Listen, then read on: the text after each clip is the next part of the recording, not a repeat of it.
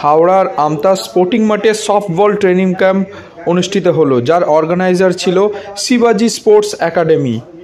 সম্পূর্ণ ভিডিও দেখতে চোখ রাখতে হবে আমতা টিভির পর্দায়। ফোনের ক্যামেরাই দেন।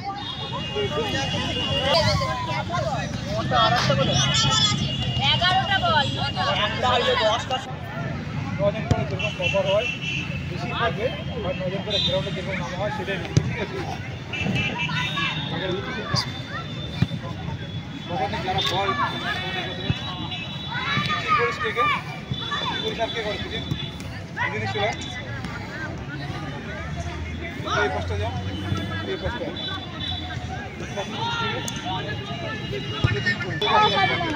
কালকে কি হলো প্রোগ্রামে?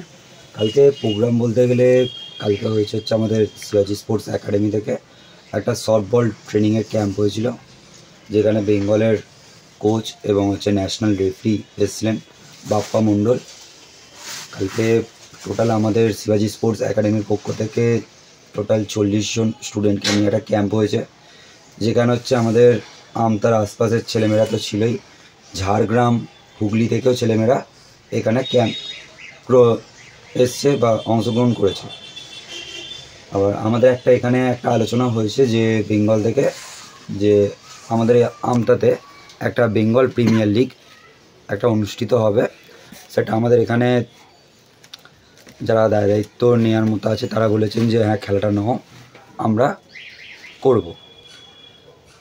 এবং হচ্ছে পরবর্তীকালে যে খেলার আমাদের যে শিডিউল আছে বা যেরকম আমাদের ক্যালেন্ডার আছে, যে আমাদের পরের মাসে 15 তারিখে 10, 11, 12 স্টেট চ্যাম্পিয়নশিপ আছে দত্তপুলিয়ায়।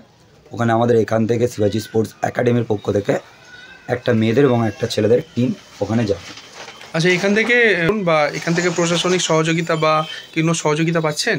না, এখনও কোনো রকম কোনো সহযোগিতা নেই প্রশাসনিকভাবে, বা আর্থিক অবস্থাও খুব যে কিছু আসছে সেটাও না। কেউ যদি আপনাদের সাহায্য করে, সহযোগিতা করে, সেটাকে আপনারা আশা করবেন?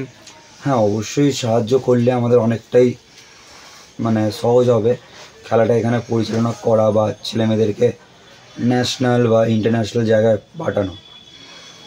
আচ্ছা আচ্ছা, আপনার নামটা আর এটা? আমার নাম হচ্ছে আমন গোস্বামী, শিবাজি sports academy secretary. Thank you.